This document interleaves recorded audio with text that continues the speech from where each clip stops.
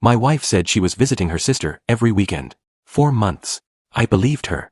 Then her sister called me, and everything fell apart. My wife's sister's name was Renata. I want to start there, with that specific detail because it matters.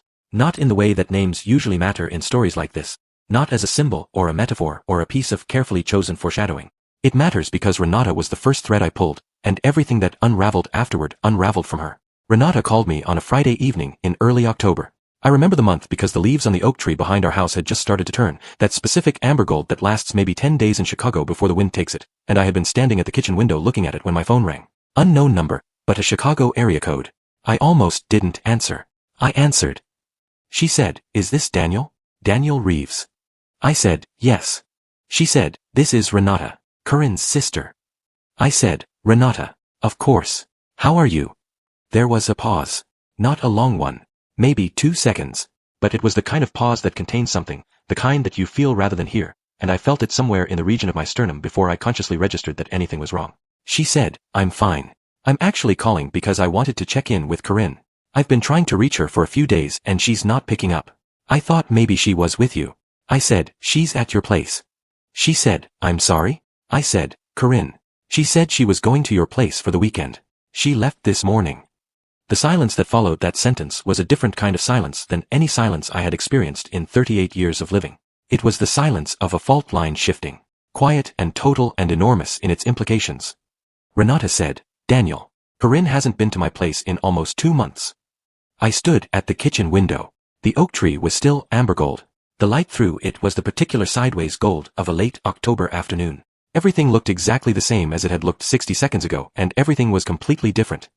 I said, "I see." She said, "Daniel, I said, "Renata, I'm going to call you back." I hung up. I put the phone on the counter. I looked at the oak tree for a long time. My name is Daniel Reeves. I'm 38 years old. I grew up in a small city in Indiana called Hartwell, the kind of place built around a single industry, in our case a paper mill that employed half the county and smelled, on certain wind directions, of chemicals and hot pulp. My father was an engineer at the mill. My mother was a dental hygienist.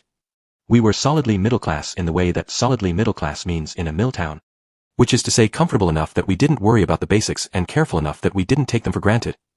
I was never the most ambitious person in any room. I want to be honest about that up front. I was not the person who arrived at work first and left last. I was not the person who made 5-year plans and executed them with military precision. I was the person who was good at what he did, who did it consistently and honestly, and who found satisfaction in that consistency rather than in relentless accumulation. There is, I had always believed, a dignity in being exactly what you appear to be, in not requiring a larger stage. I worked in commercial insurance. Risk assessment, specifically. I spent my days evaluating what could go wrong in a given situation, what the probability of that wrong thing was, and what it would cost if it happened. I was, by every professional measure I had ever been given, very good at this. I saw risk clearly. I understood probability. I knew how to read a situation. I had not, apparently, been reading my marriage. I met Corinne Mallory at a charity fundraiser 7 years ago. She was 31 and she was the most immediately striking person I had ever seen in a room. Not because she was the most conventionally beautiful, though she was beautiful, but because of the quality of her presence. She was one of those people who seemed to fill the space they occupied more completely than other people. When she was in a room, you knew it. When she laughed, which she did easily and often, it seemed to come from somewhere genuine and central rather than from the social surface of her. She was a marketing manager at a mid-sized healthcare company. Organized, ambitious, excellent at reading people. We dated for 2 years. We got married in June, 5 years ago, at a small ceremony on the grounds of a vineyard outside the city, with 43 guests and a string quartet and a dinner that lasted 4 hours because nobody wanted to leave. Corinne's sister Renata gave a toast that made 12 people cry. Including Corinne. Including me. We bought a house in Wicker Park. 3 bedrooms. A back garden with an oak tree that had been there since before the previous owners. Possibly before the house. We talked about children. We didn't have children. We built a life that was, by every external measure I could apply to it, a good one. I had been applying the wrong measures. Or not enough of them. Standing at the kitchen window with Renata's call still reverberating in some frequency I couldn't quite identify, I began the mental exercise I performed professionally every single day. I began to reconstruct. Corinne had been visiting Renata. She told me. Approximately once a month for the past several years. Renata lived on the north side. About 40 minutes by train. She and Corinne were close, the particular close of two sisters who had survived a difficult childhood together. A father who drank and a mother who worked 2 jobs and a house that required them to be more self-sufficient than most children their age. I had always respected that closeness. I had never questioned it. Recently, the visits had become more frequent. Over the past 4 or 5 months, Corinne had been going to Renata's nearly every weekend. Friday evening through Sunday afternoon, sometimes. She said Renata was going through some things. Trouble with her boyfriend. She needed support. I had not questioned this either. Because I knew Renata. Because I knew their relationship. Because it was entirely consistent with the kind of person I believed my wife to be, someone who showed up for the people she loved. Renata hasn't been to my place in almost 2 months. I picked up my phone and I did something I had never done before. I opened the app for our shared wireless plan, which I paid for, which gave me access to the account details, and I looked at Corinne's call log. Not the content of her calls. I couldn't see that. But the numbers. The frequency. The duration. There was a number I didn't recognize that appeared with a consistency that immediately registered as significant. Not significant like, oh, she called this person 3 times. Significant like this number appeared in her log more than any other number, including mine, including Renata's, including her mother's, including any number I recognized, and it appeared at intervals that suggested the kind of contact that is maintained deliberately, carefully, continuously. I looked at the number for a long time. I didn't call it. Not then. I put the phone down and I sat at the kitchen table and I did what I did professionally, which was to assess what I actually knew versus what I was inferring. What I knew was this. Corinne had told me she was going to Renata's. Renata had just told me she hadn't been there in almost 2 months. Therefore, Corinne had lied to me about where she was going, at minimum 4 times, possibly more. There was a phone number in her call log that I did not recognize and that appeared with unusual frequency. That was what I knew. What I inferred was obvious. What I refused to do, yet, was act on inference rather than knowledge. I was a risk assessor. I knew the difference. Corinne came home Sunday afternoon. I heard her key in the lock, and I heard her set her bag down in the entryway, and I heard her say she was home, the way she always said she was home, as though announcing it to the house rather than to me specifically. I was in the living room. I had a book open that I had not been reading. She came in and she kissed me on the cheek and she said, "How was your weekend?" I said, "Quiet." "How was Renata?" She said, "You know Renata. She's better. I think things with Marcus are improving." I said, "That's good." I watched her face when she said it. I was looking for the thing that experienced liars sometimes can't quite control, the very slight overcorrection of the eyes, the manufactured ease of the voice. I didn't see it. Either she was very good or I was looking wrong. Probably, I thought, both. She went to make tea. I sat there with my unread book and I thought, I need to know exactly what I'm dealing with before I say a single word. I went to see a lawyer the following week. Not a divorce lawyer specifically, not yet, but a family law attorney named Margaret Osei who had been recommended to me by a colleague whose brother had been through a difficult dissolution 2 years earlier. I made the appointment telling myself it was just information. Just professional risk assessment applied to a personal situation. Just knowing the landscape. Margaret Osei was 53 precise, and possessed of the particular quality I associated with the best legal minds I had encountered professionally, the ability to hear a complex, emotionally loaded situation and immediately identify the 2 or 3 questions that actually mattered. I told her what I knew. The phone calls. Renata's call. The weekends. I told her I had no direct evidence of infidelity, only a clear lie about location and a suspicious pattern of contact. She said, in Illinois, infidelity itself is not a direct factor in equitable distribution of assets. The court generally does not penalize a cheating spouse financially unless the infidelity has resulted in the dissipation of marital assets, meaning money spent on an affair partner. I said, what counts as dissipation? She said, gifts, hotels, travel, expensive dinners, any expenditure of marital funds for the benefit of the affair and not the marriage. If you can document that, it becomes relevant. I said, how would I document it? She said, bank records, credit card statements, receipts. If you have access to joint accounts or shared financial records, that's a starting place. I said, and if it turns out I'm wrong? If there's an explanation? She looked at me steadily. She said, then you've paid for an hour of legal advice and you go home with better information than you came in with. There is no downside to understanding your position. I said, what is my position? Generally. She said, tell me about your assets. Walk me through what you have, how it's structured, how long you've had it. I did. I told her about the house, which we had bought together and which had appreciated significantly in 5 years in that neighborhood. I told her about the joint savings account and the joint checking account. I told her about my individual 401k, which I had been contributing to since I was 24, and which had a balance that represented 14 years of careful, consistent investment. I told her about the investment account I kept in my name only, funded initially with a modest inheritance from my paternal grandmother, and built up over years with additional contributions I had made before and during the marriage. I told her about the rental property. The rental property was something Corinne did not know much about.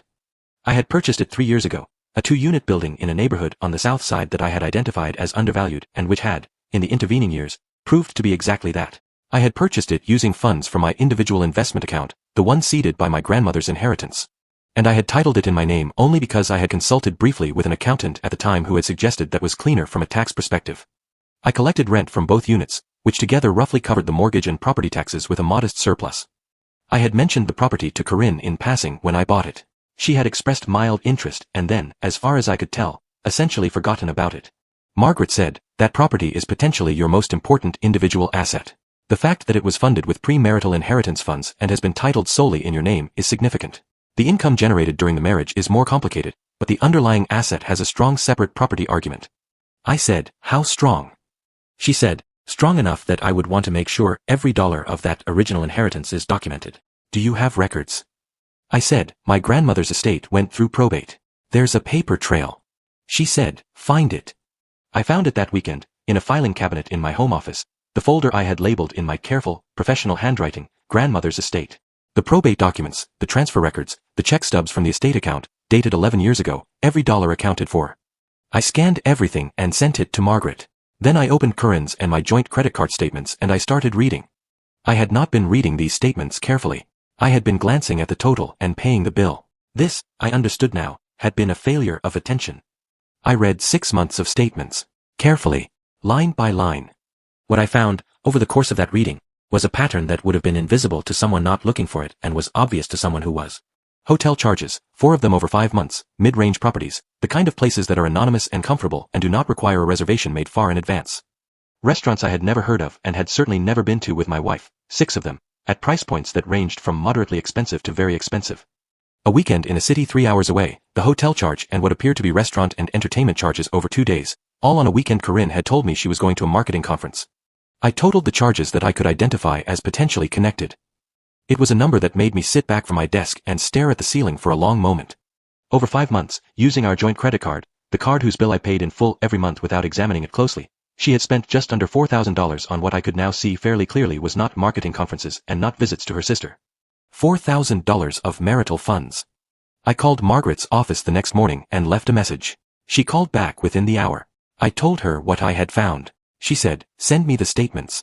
She said, "This is exactly what we talked about. This is documented dissipation of marital assets. It doesn't change the fundamental structure of the equitable distribution, but it does create an argument for an offset." I said, "How significant?" She said, "The dollar amount itself isn't enormous, but the documentation of the behavior, the pattern, the fact that it can be established that there was a sustained, deliberate, financially supported affair conducted using shared marital resources that creates context. Context matters." I said, "What do I do now?" She said, "Now I'd suggest you talk to a private investigator. Not to dig up more evidence of the affair, we have what we need there, but to understand who this person is. Because if this goes to a contested proceeding, you want to know who you're dealing with on the other side." I said, "You think it'll be contested?" She said, "That depends on what she knows about your individual assets. If she doesn't know about the rental property, she can't fight for something she doesn't know exists. But if she does a thorough discovery request, it will come up. I want to be prepared for that." I said, "She doesn't know the details. I've never sat down and walked her through my finances. We've been comfortable. She knew that. She didn't know the specifics." Margaret said something then that I have thought about many times since. She said, "Daniel, in my experience, people who are preparing to exit a marriage spend some time before exiting trying to understand what they're walking away from and what they can expect on the other side. Has Corinne asked you about money recently? Your retirement account? Your investments?" I thought about it. And then I thought about it more carefully. And I remembered a conversation, maybe 2 months ago, that I had filed away as unremarkable. Corinne asking, over dinner, almost casually, about my 401k. Asking how it was doing. Asking what it was worth now. I had given her a rough number and changed the subject because I had been watching something on television and the question had seemed casual and I had answered it casually. And then I remembered another conversation. 3 months ago. Her asking about the rental property. Whether the tenants were good. Whether it had gone up in value. I had said yes, probably, the neighborhood had improved. She had nodded and moved on. I said, yes. She's asked. Margaret said, all right. Let's make sure everything you have is properly documented and clearly organized before we move forward. And Daniel, I want to be very clear about something. The goal here is not to hide anything or to deprive her of what she's legitimately entitled to. The goal is to make sure what is legitimately yours is protected and defensible, because in the absence of that preparation, things can get assigned to categories they don't belong in. Does that make sense? I said, it makes complete sense. She said, good. Don't do anything yet. Don't say anything. Don't move money. Don't change passwords or account access. Just come see me again next week. I said, all right. She said, are you okay? I thought about it, honestly. I said, I don't think I fully processed it yet. She said, that's normal. I said, I keep doing the professional version of this instead of the personal version. I keep treating it like a risk assessment. She said, that's actually not a bad way to get through the next few weeks. The personal version will be there waiting for you. Let it wait. I hired the investigator Margaret recommended. A man named Vincent Okafor, former law enforcement, ran a 2-person operation out of a nondescript office in the Loop. He was calm, methodical, and gave the impression of someone who had navigated so many complicated human situations that none of them surprised him anymore, and all of them had his full attention simultaneously. I gave him what I had. The unrecognized phone number, the dates of the weekends, the credit card charges, the hotel names. He looked at all of it for a few minutes and then he said, I should be able to give you a full picture in about 3 weeks. And I mean full. Who he is, what he does, how long this has been going on, whether there are any factors you should know about. I said, factors. He said, sometimes there are complications. Other relationships. Other existing situations. It's better to know everything going in than to discover something unexpected later. I said, I understand. He said, one more thing. He looked at me in a direct, measured way. He said, in my experience, the clients who do best in these situations are the ones who let me do the work and don't try to do it themselves. No confrontations, no detective work, no dramatic moments. You just go home and be the person you've always been while I find out what you need to know. I said, that's not hard for me. I'm not a dramatic person. He said, I know. Your lawyer told me. That's why she referred you. So I went home. I was the person I had always been. I asked about Corinne's day. I made dinner on the nights I usually made dinner, which was most of them, because I was the better cook by a significant margin, and this had always been understood between us without ever being discussed. I watched television in the evening. I went to bed. And I watched. Not in the way I had been watching before, the unfocused unease of a person who feels something is wrong but cannot locate the wrongness. I watched with precision now, with professional attention. What I saw was this. My wife was, by any external measure, perfectly normal. She was warm with me, not dramatically warm, not the overcorrected warmth of someone managing a secret, but her usual baseline warmth, affectionate in the specific ways she had always been affectionate. She was engaged with her work. She cooked on the nights she usually cooked. She called her mother on Sunday mornings. She noticed when I seemed tired and asked about it. She was also, I understood now, performing a version of herself that was designed for my consumption. Not a false version, exactly, but a version that had been, consciously or not, calibrated to produce a specific impression. The impression of a marriage that was fine. I thought a great deal in those weeks about the nature of performance. About how much of what passes for ordinary domestic life is performance. How much of marriage is a set of learned signals, practiced over time, executed with increasing automaticity until the distinction between the signal and the thing itself becomes impossible to locate. Had she ever not been performing? Had I? Did the performance itself, sustained for years, become indistinguishable from something real? These were not questions I could answer. They were possibly not questions with answers. Vincent called me on a Thursday, 3 weeks after our first meeting. He said he had what I needed. He said it was, quote, comprehensive, and that I should come in when I was ready. I went in the following morning. The man's name was Bryce Caldwell. He was 42, a senior partner at a real estate development firm. He had grown up in Connecticut, old money, the kind of background that produces a particular type of confident ease, the ease of someone who has never had to consider whether they belong somewhere. He was, based on Vincent's research, extremely wealthy. The development firm had projects across multiple cities. His personal net worth, estimated conservatively, was in the range of $8 to $12 million. He was not married.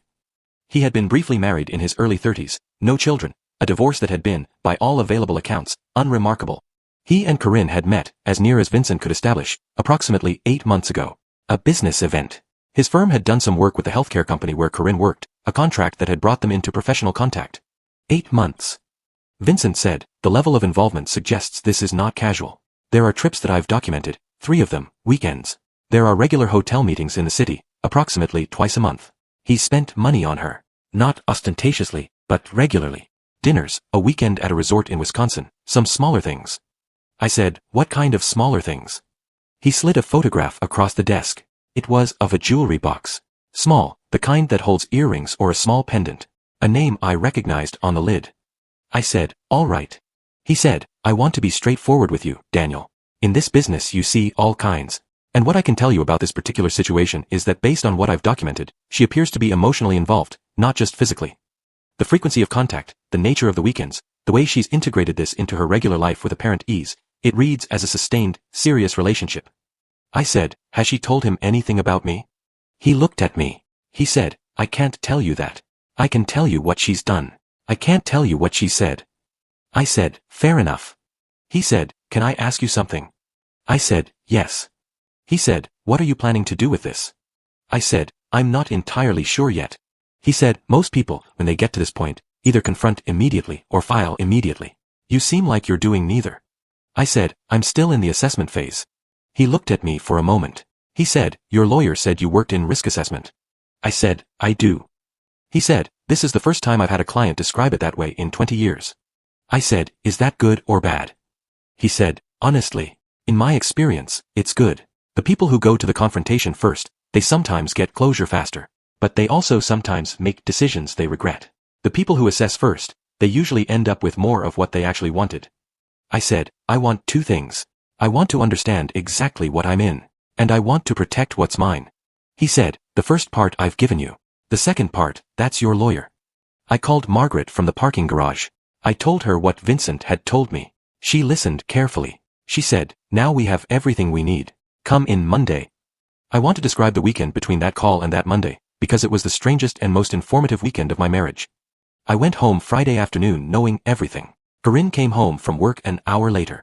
She brought a bottle of wine, which she said was because it was Friday and Fridays deserved wine, and she opened it and poured us both a glass, and she stood at the kitchen counter telling me about a frustrating meeting she had endured that afternoon. A vendor who consistently overpromised and underdelivered, and her tone was the specific mix of exasperation and humor that I had always found one of the most attractive things about her. I watched her tell this story. I listened to it.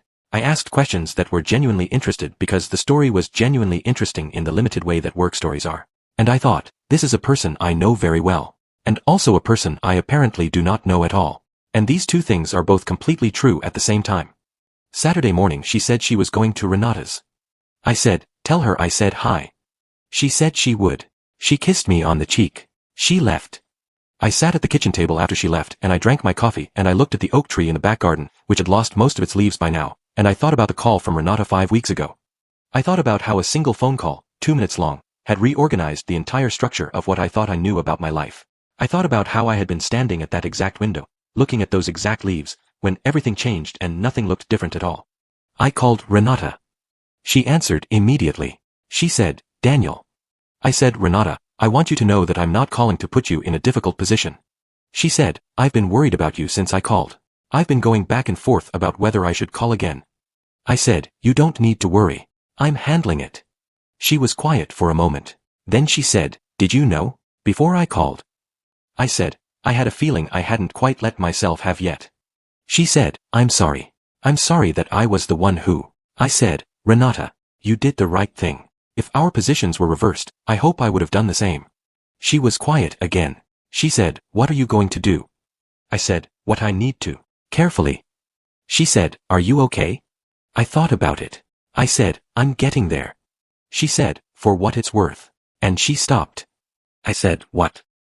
She said, she's going to regret this. I know my sister. And I know that whatever she thinks she wants right now, she doesn't fully understand what she has. She never quite understood that. I said, thank you, Renata. That means something. Monday with Margaret. She walked me through the full picture she had now assembled. The marital estate was what I had described. The house, the joint accounts, the portions of my retirement account accumulated during the marriage. Real money. The house alone had appreciated by over $200,000 since we bought it. The joint savings held a little over $60,000. The retirement contributions made during the 5 years of our marriage represented another $80,000 or so. Total marital estate in the range of $350,000 to $400,000, depending on valuation methodology. 40% of that, if the split went typically, would be her share. Call it $140,000 to $160,000. Then there was the question of what could be argued as separate. My 401k had a premarital balance of approximately $95,000. That was mine, documented, clear. The rental property had been purchased for $240,000 3 years ago and had appreciated to a value Margaret estimated, based on comparable Vincent had helped us pull, of somewhere between $310,000 and $330,000. The original purchase had been funded almost entirely from the inheritance account, which was documented all the way back to the probate filing. The mortgage balance remaining was about $150,000. Equity of roughly $160,000 to $180,000, with a strong argument that the foundational asset was separate property.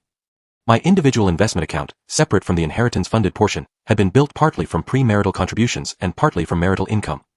The premarital portion was documentable. The marital portion would be subject to equitable distribution. Margaret laid all of this out with her characteristic precision, and then she said, "Here's the realistic picture. If this goes to a standard, uncontested settlement, she gets approximately half the marital estate, which we've established at somewhere between $350,000 and $400,000. Her share, somewhere between $160,000 and $190,000, probably, accounting for the dissipation offset from the credit card documentation." I said, "And the rental property?"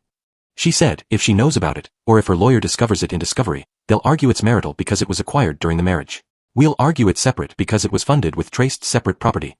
The likely outcome, if it goes to a judge, is that it gets treated as partially marital. Probably the appreciation during the marriage, roughly $60,000 to $70,000 in attributable marital appreciation, would be subject to division."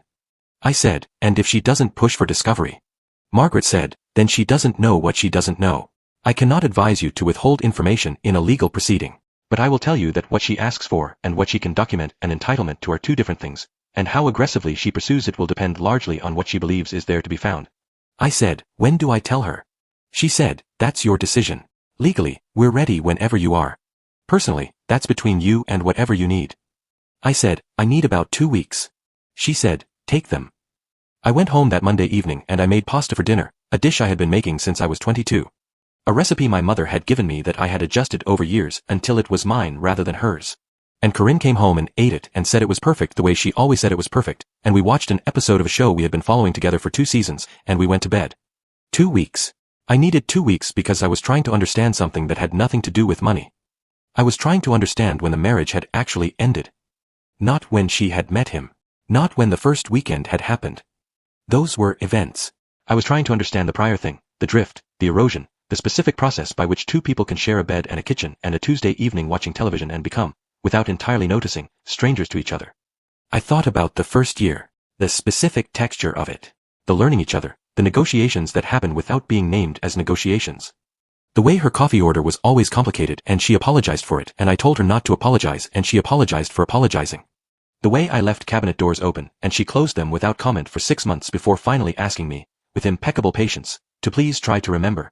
The small intimacies, the private language, the inside references that accumulate between 2 people until they constitute something that looks, from the outside, like a civilization. I thought about year 3. The year her mother had a health scare, a cardiac event that turned out to be less serious than the initial panic suggested, but which had shaken Corinne in a deep way, had made her quiet and slightly unreachable for a few months. I had tried to reach her. I was not, I admitted to myself in those 2 weeks, a person who was naturally excellent at emotional outreach. I tended to give people space because I valued space. I showed up by being present and steady rather than by speaking directly about difficult feelings. That approach had worked well enough in my life up to that point. I was not sure, sitting with a memory of year 3, that it had served Corinne. I thought about year 4, the children conversation that faded. It had not been a single conversation but a series of them, each slightly more uncomfortable than the last. Until we stopped having them. I had not pushed. She had not pushed. We had arrived, by mutual non-engagement, at a position neither of us had explicitly chosen. What I found, excavating these years, was not a villain and not a victim. What I found was 2 people who had loved each other genuinely and had, over time, stopped tending to that love with the attention it required. Not dramatically. Not in a way that would have registered on any external measure as a failure. But in the small daily ways, the conversation not fully had, the need not quite voiced, the distance not directly addressed. Accumulated over years, that kind of inattention becomes structural. You do not notice it until the structure fails. I was not the reason she had done what she had done. I want to be clear about that. People make choices. She made hers. The accounting of my share of the marriage's erosion did not transfer responsibility for her deception to me. Those were separate matters and I was determined to keep them separate. But I thought about them both. Because I was going to have to go forward from this, and going forward meant understanding what had actually happened, not just what I was legally entitled to walk away with. On the second Friday of my 2 weeks, Corinne came home and said she was going to Renata's the next morning. I said, Corinne, sit down. She looked at me. Something in my voice or my face communicated something she had not been prepared for. She sat. I said, I know you haven't been to Renata's in months. I know where you've been going. I know who he is. I know how long it's been. And I need you to know that I've known for several weeks and I've spent that time making sure I understand exactly what I'm dealing with and what my position is before I said anything to you. The silence that followed was very long. She said, how? I said, Renata called me. By accident. She was trying to reach you. She told me you hadn't been to her place in months, and it started from there. She put her hand over her mouth. Not dramatically. The gesture of a person absorbing information. She said, Renata doesn't know. About him. I said, I know she doesn't. This isn't about Renata. She said, Daniel. I said, I don't want you to explain it. I don't think an explanation will give me anything I need. I've spent several weeks already understanding it as much as I can understand it from the outside, and I think what I understand is sufficient. She said, what does that mean? What are you going to do? I said, I'm going to ask you something first. And I need you to answer me honestly. Can you do that? She said, yes. I said, is it over? Between us? Is this something you want to fix, or is it something you want to leave? She looked at me for a long time. Her face did something complex that I could not fully read, and in that moment I remembered why I had fallen in love with her. She was a person of genuine depth, and the depth was visible even in this terrible moment. Maybe especially in this terrible moment. She said, I don't think I know how to fix it. I think I stopped knowing how to fix it a long time ago, and instead of saying that, I just started going somewhere else. I said, all right. She said, that's not an answer that makes it okay. I said, I know. I'm not asking for okay. She said, are you angry? I thought about this. I said, I'm a lot of things. I don't think angry is the loudest of them right now. That might come later. She said, what's the loudest? I said, grief. I think it's grief. She closed her eyes. I said, I've already spoken to a lawyer. I want to be straightforward with you about that. I'm not coming at this unprepared. I think you should get your own representation, and I think we should try to do this as cleanly as possible, because I don't want to spend the next year fighting about it. She said, how long have you known? I said, 5 weeks. She said, and you didn't say anything. I said, no. She said, why? I said, because I needed to understand the situation before I could address it. Because I'm better at assessing risk than at expressing emotion. Because I wasn't ready and I thought it was better to not be ready in private than to not be ready with you in the room. She was quiet. Then she said, that's very you. I said, I know. She said, I'm sorry, Daniel. I need you to know that I am genuinely sorry. Not because you found out. Because of what I did and how I did it. Because you deserved better than that. I said, yes, I did. She said, so did you? She paused. So did I. From both of us, I think. I said, yes, probably. We sat in the kitchen for a while longer. The oak tree in the back garden was bare now, just the structure of it visible, the articulation of its branches against the early evening sky. I had always liked trees in winter for that reason, the way the absence of leaves revealed the shape underneath, the actual architecture you couldn't see when everything was full and blooming. I thought that was probably a metaphor for something. I decided not to push it. The divorce proceedings began the following month. Corinne retained an attorney, a woman named Sandra Park who had a reputation for being thorough without being unnecessarily aggressive. Margaret told me this was actually a good sign. The tone a lawyer brings to a proceeding is often set by the client's own disposition toward it, and a non-aggressive attorney suggested a client who wanted resolution, not war. This proved accurate. Sandra did conduct discovery. She found the rental property, which I had expected. She found the individual investment account. She requested documentation. We provided it. All of it. Here is the thing about having clean records. They are their own defense.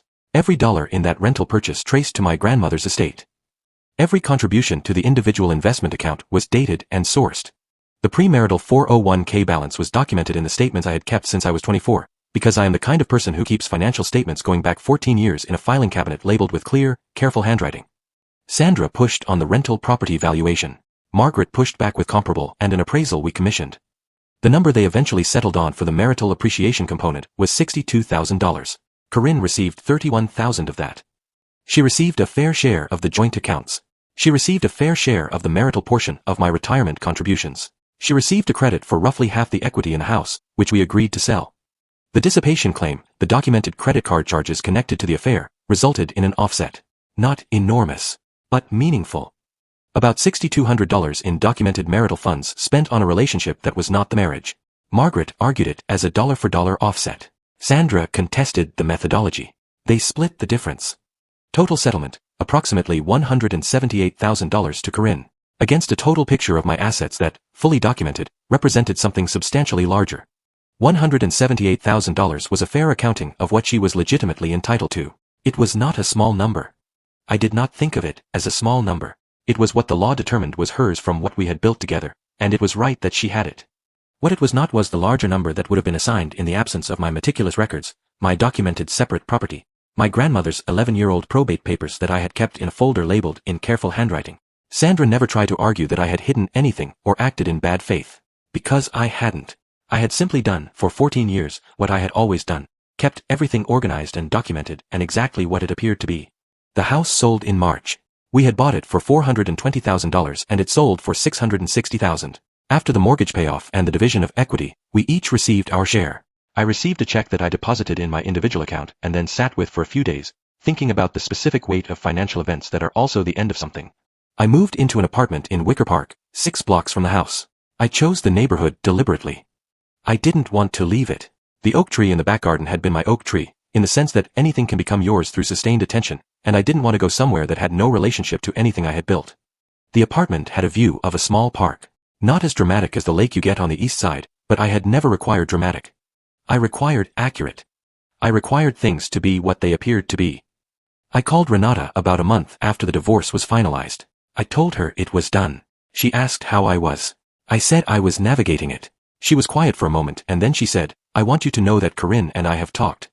That things between them are complicated right now, between Renata and Corinne. She said she's still my sister.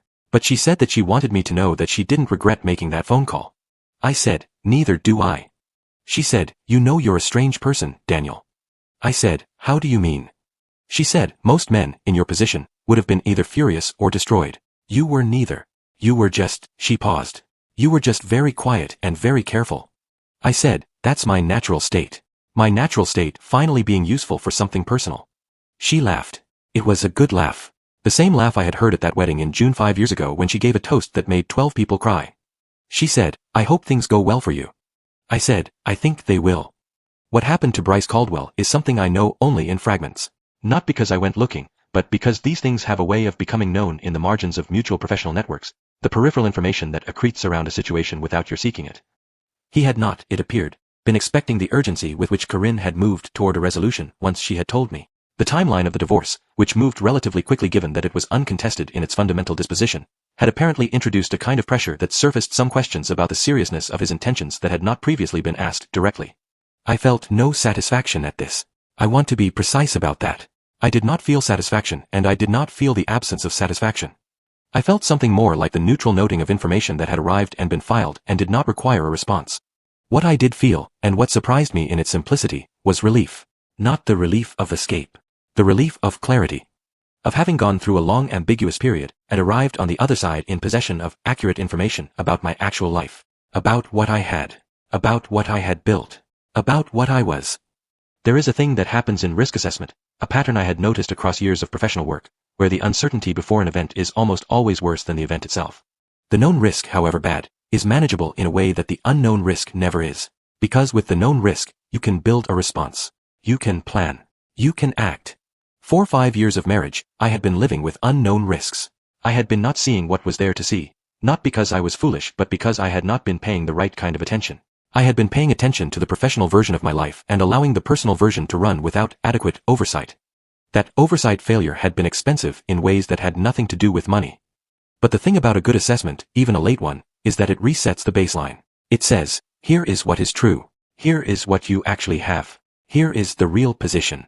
And from the real position you can make real decisions. I started paying more attention. Not to Corinne, not to the past, but to the things directly in front of me. The rental property, which I had been somewhat passive about, managing the basics but not optimizing. I went through the building with a contractor that spring and made improvements I had been putting off. New appliances in the upper unit. Refinished floors in both. A new boiler that would reduce the heating costs. Small investments that I had the projections to support and that I had simply not made. I raised the rents modestly at the next lease renewal, still below market, but closer to it. The monthly net return improved by about 40%. At work, I began asking different questions of myself. Not about the technical aspects of what I did, which had always been strong, but about the surrounding aspects. Why I was doing it. What I was building toward. What I wanted the next 10 years to look like. These are questions that are easier to avoid when you're comfortable, when things are fine, when the status quo provides enough friction-free forward motion that the absence of direction goes unnoticed.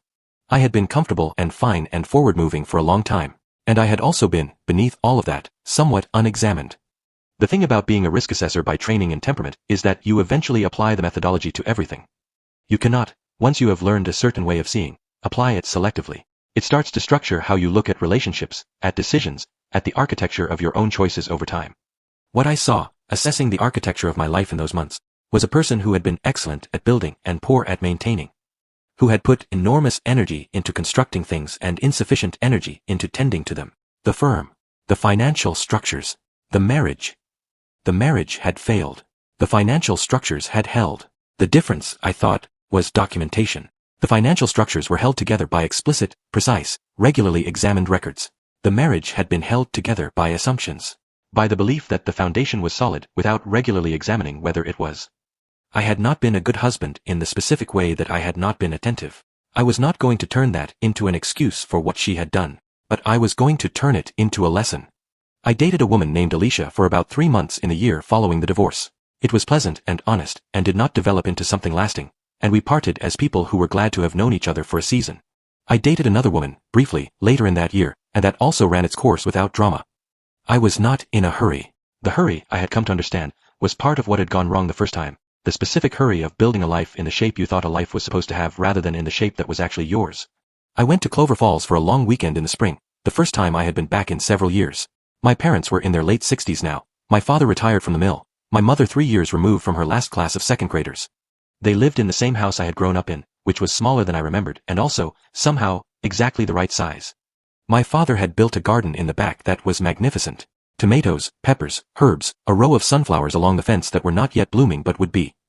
We sat on the back porch in the evenings.